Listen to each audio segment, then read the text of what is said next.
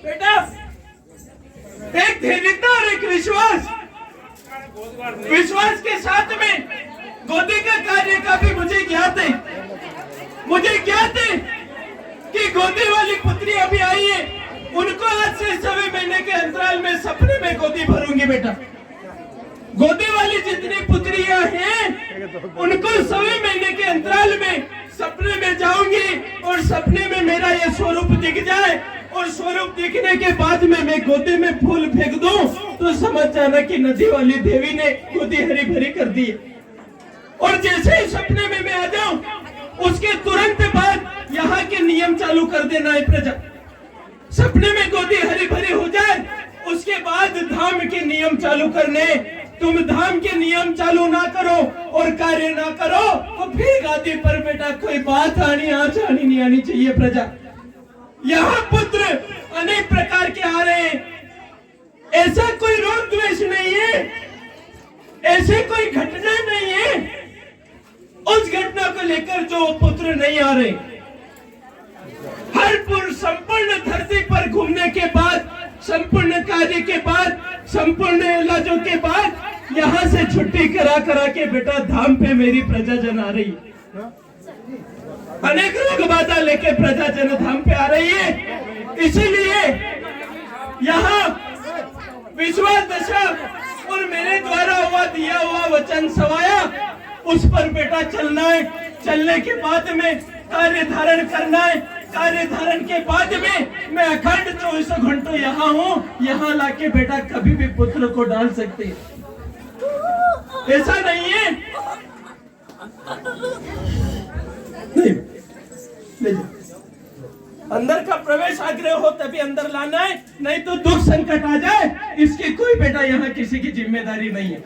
क्योंकि जाली के अंदर जो क्रियाएं चलती है वो अदृश्य होती है। जैसा कि पुत्र में रुदन छवाया है ऐसा बेटा अनेक प्रकार की जाली के अंदर मेरी बाउंड्री में हो सकती है। क्योंकि मैं तो बस एक सेवक शरीर में छाया दृष्टि द्वेष से भर रही हूँ, परंतु अदृश्य शक्तियाँ जो अनेक तो प्रेत बाधा वाली हैं और अनेक प्रकार की भूत शक्ति मेरे साथ में है। इसीलिए बेटा ये नियम धारण करना है।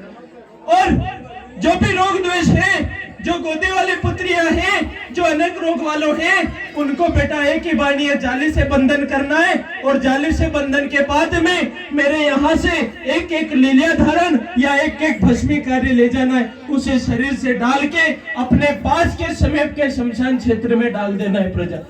ऐसा नहीं है कि शमशान क्षेत्र अशुद्ध है, ऐसा शमशान नहीं है कि जो अशुद्ध है उसमें तो बेटा मेरा पूर्ण वास रहता है और अनेक प्रकार की क्रिया वहां से उत्पन्न होती है और उन्हें समापन करने वाली भी मैं हूं। ऐसा नहीं है कि इस क्षेत्र के 12 कोस के अंतराल में किसी की क्रिया चल सके। ऐसा नहीं है कि अनेक प्रकार के जोड़े वाले पुत्र का जोड़ा अपने काकड़ क्षेत्र से रुक सके। जोड़े वाले से लगा के हर एक पुत्र तक मेरी दृष्टि है। मैं वाणी सबकी अलग अलग कर सकती थी प्रजा, पर इतनी सेवक में सामर्थ्य नहीं है बेटा।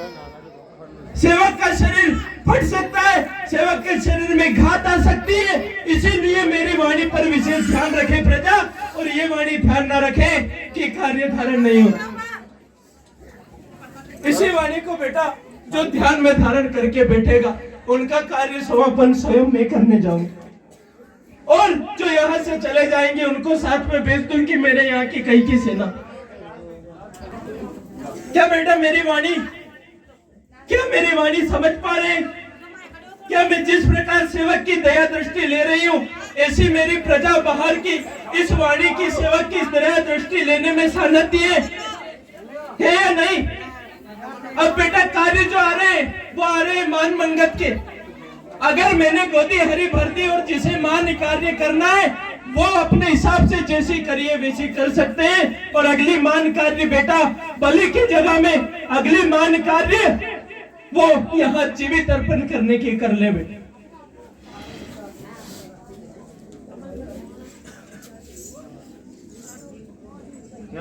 ये बाहर छोड़ दो, बाहर मत